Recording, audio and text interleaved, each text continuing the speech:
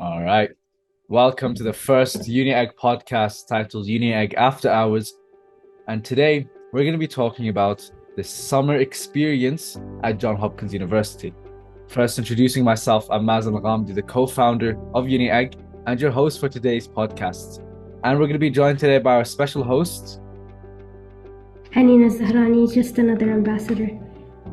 an amazing person to have here. Honestly, an honor to have you. And if you have any more points or any more details you want to add on before we start, feel free to go ahead. Nothing to begin with. All right, that's no problem. All right, so the first question we're going to start off with today is, what was your experience attending the John Hopkins University program or summer program? Honestly, it was really fun, but I do know that based on the classes that you got assigned to, it could have been a living hell, or it could have been just a typical program where you barely work. I was lucky enough to be in the med-intensive class with a professor called Luke Kang, where he gave moderate amounts of homework, tests, stuff like that.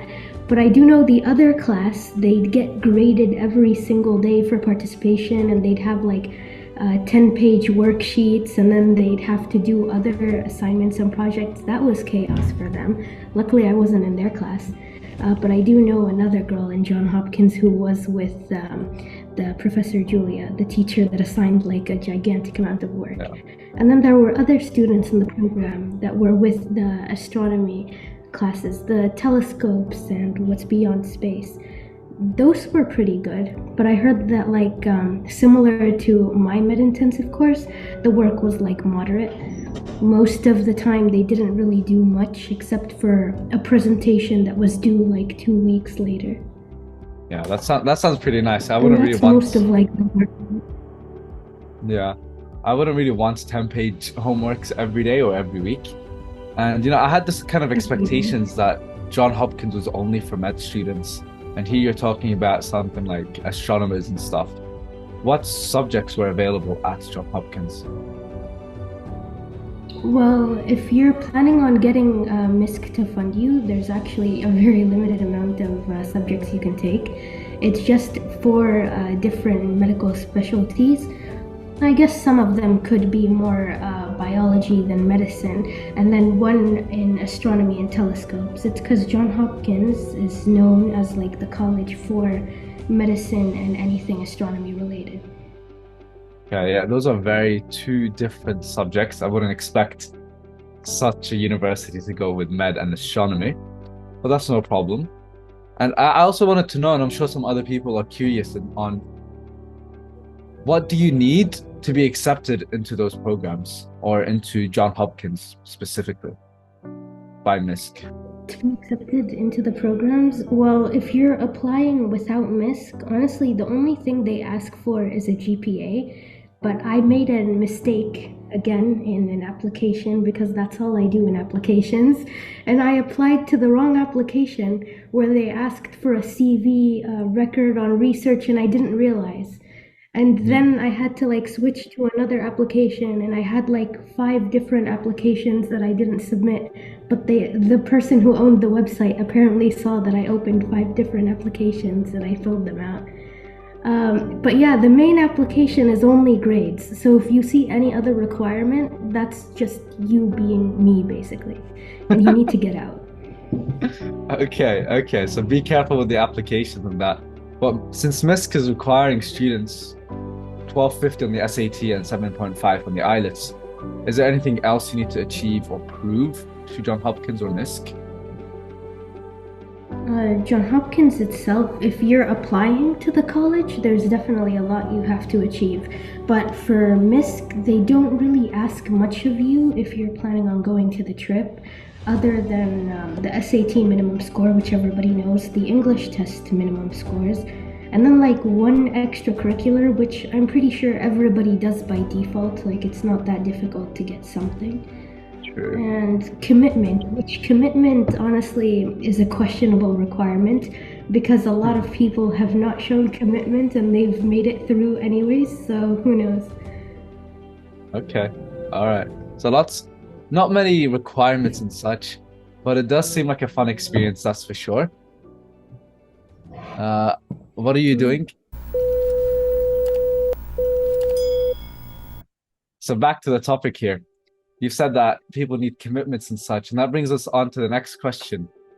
What motivated you to go for the program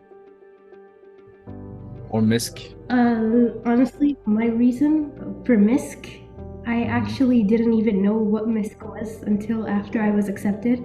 I just saw it was a program. I was like, oh my god, if I get accepted, my mom would like this. So I went through the entire application process just to impress my mom, and that was pretty much it. Okay. Okay. So you got some motive there, impressing your mom. How about the John Hopkins? Why did you choose John Hopkins, not Oxford or UPenn or MIT? What made you choose John Hopkins in particular? Well, for once, their mascot, obsessed with that bird. Second of Okay. all, since they're a top medical college, I really did think of them more than Oxford, because apparently Oxford is less on the education and actual benefit and more on just like come and hang out with a bunch of people who paid 8,000 euros. And I just like John Hopkins as a college more than I do like the Oxford grounds. It's more on preference, honestly. Are you looking to study more and involve yourself in medicine? Probably John Hopkins. Are you looking more for research? Maybe go into UPenn or SRSI. If you're looking to just hang out and have fun, probably go to Oxford. Okay. So you're saying that Oxford isn't that very something specific. It's got like a broad number of majors. Yeah, they have a lot actually. If you would like the image that they sent to all the students that were registering for Oxford, or actually a Yeah. PDF, where they show Yeah, you we'd the love that. list of like all the courses you can choose. There's, I think, 12 things that you can sign up for. Like, they had way more options than John Hopkins, Yeah. which probably helped it like gain most of the students' interest and be like Yeah. that popular. Yeah, that makes sense. But I expected more people would go with Oxford because there was a higher requirement for John Hopkins and UPenn. How about let's talk more about you and your experience with the program itself.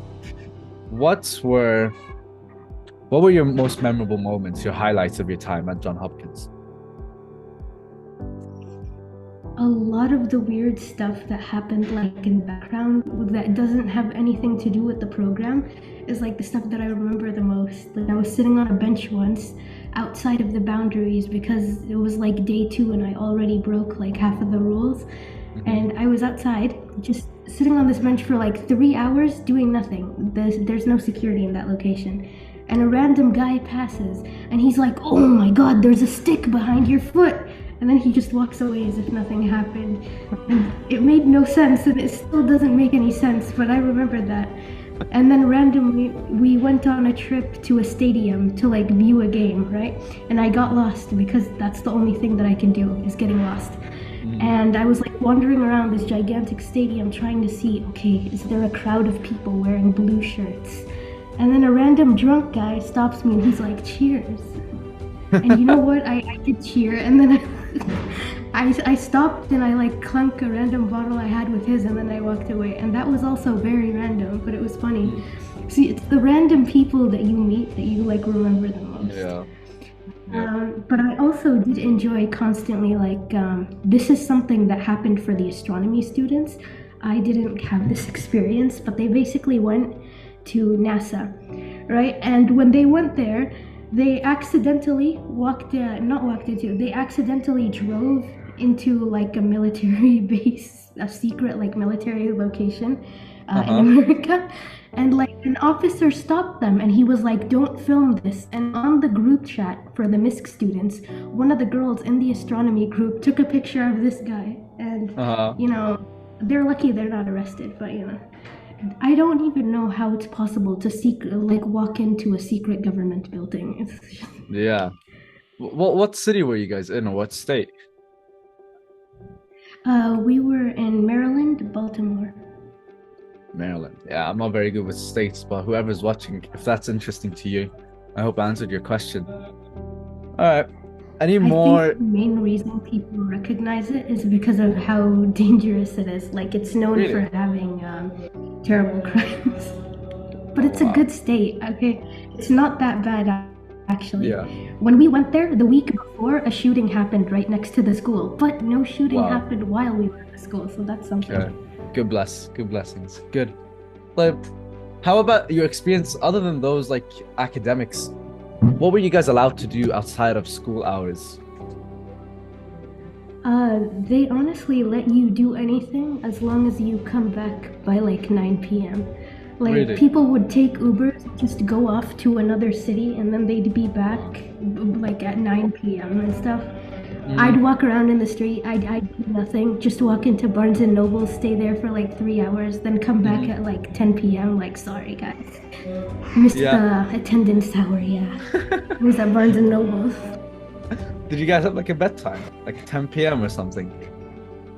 Yeah, 9 p.m. was the bedtime. It's like the time you're Okay. supposed to be in your room. But I Yeah. once like went missing and showed up the next day, and I was like, damn, I Wow. was missing. Okay. So when you're like Yeah, a lot exploring of the stuff city, goes on. yeah, I you seem like a very hectic person, so it's good that we have you here sharing all the interesting stories with us. And I wanted to know, with all this exploring of the city or the place that you're in, what was your favorite store or favorite place, your favorite park and such? Okay, me and another girl, we used to go to Barnes and Nobles What's every that? other day just because of like the selection. It's like a bookstore in America, but Mhm. they have like everything. And so Wow. I'd always go there and I just look, and I wouldn't buy anything. I just look. Mhm. And then for the last 2 days, I cram purchased like everything. Is it And I like know Jadir? some people, Jarir, but better, Okay. but not Yeah. governmentally restricted, you know? Yeah. Okay. Some Oh, people went to the mall, but I didn't really go there, so I don't know what places there are. okay. I remember watching lots of Instagram stories during that phase of people at John Hopkins, and I saw lots of people at Insomnia Cookies. Did you get to experience those cookies? Insomnia cookies. Yeah. Have you heard of it? Oh, you mean the cookie store? Yeah. Yeah, Yep. I didn't go there. I missed out. They went without Why? me. They invited me, and then when I asked where they were, they just disappeared. Yeah. Oh, damn. You Oh, the missed out. trip Maybe you're was lost. chaotic. So you didn't get to try out the Insomnia cookies. I heard good things about them. But you loved, what was The that thing is, the bookstore? food Barnes and in Noble? the John Hopkins cafeteria is equally as good. Really? Oh yeah, you guys had like cafeteria and stuff. What was that like? What was your cafeteria like? Amazing. Like, as somebody who's Amazing. been to like some Saudi uni cafeterias like Ifat Mm, University, this one was mm, way better and it was like insane. The yeah. selection was huge, and I stole a lot of stuff, but you know. Like, the Was lady at it? the front desk, she'd tell you, don't you dare take any food if you already ate here. And you Mhm. know what? Who cares, man? Take tissues, put like 5 brownies in them, and get out. Just don't let her see Brownies. you. Did you guys They're, have like a they're like, buffet? yeah, they had like literally everything. Wow. Okay. High expectations for They this put year. some suspicious like foods though, honestly. They put some suspicious what? They had like some suspicious recipes where, listen, this happened on the trip for multiple Mhm. people accidentally, but like we Okay. all ended up eating something that we thought was halal, but then ended up having like the most wild ingredients. Like, No way. there was vegetable gravy. I took it, Mhm. apparently it had pork in it, threw it away. And then there was a salad that I got, apparently had wine in it, threw it away as well. Then some guy was How are they gonna eat it. serving this? How are they serving It's this like to you they're guys? serving it, but Hmm. for the first couple of days, the TVs that they have on top of the buffets didn't work, so I couldn't Okay. see the menu from them. But like after a while, they fixed them, and you can see like what's halal, what isn't, what has pork, what has wine, what's vegan. Like Yeah. they have it. Okay. But So the lots first of few problems days from were their side. chaos. Yeah. Just getting, fitting into the vibes and the environment. But now we've talked about like the cafeteria, what you've done outside. How about the academics? Let's dive deeper into it. What were your schedules like your first day? Did you go straight into your dorms? How were your dorms like and like your schedules? The dorms were hell, but they also did show me that I can manage like my time decently. Hmm. The school, for one, it's so it's like a forest with some random medieval buildings in between. But when you walk inside, it's like Hmm. kind of medieval, but also forest.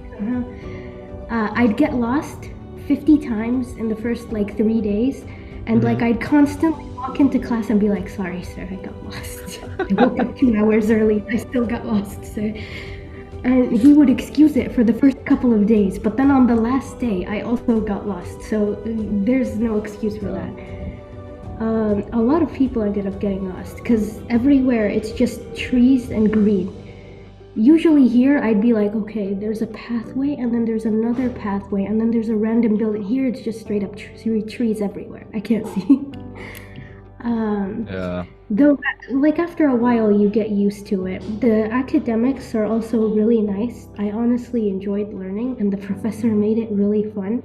And he ended up telling us like about medical school applications and like some stories about when he applied, the Mhm. requirements, and how it feels working as a professional, since he's already cardiac surgeon and he used to work for trauma surgery and general surgery.